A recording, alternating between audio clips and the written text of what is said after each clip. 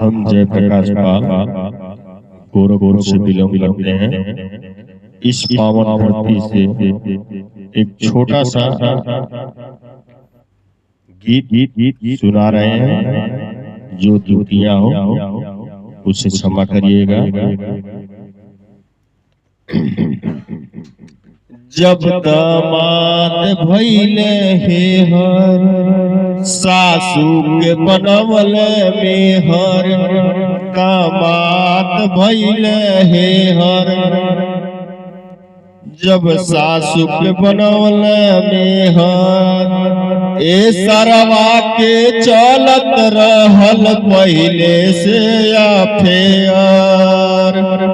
अरे अपने वो लड़की के जिंदगी बर्बाद कैली। अरे अपने लड़की के जिंदगी बर्बाद कैली। अरे दमदक लेके फरार भइली।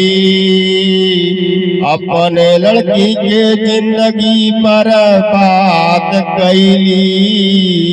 अरे अपने दमद के लेके फरार भइली।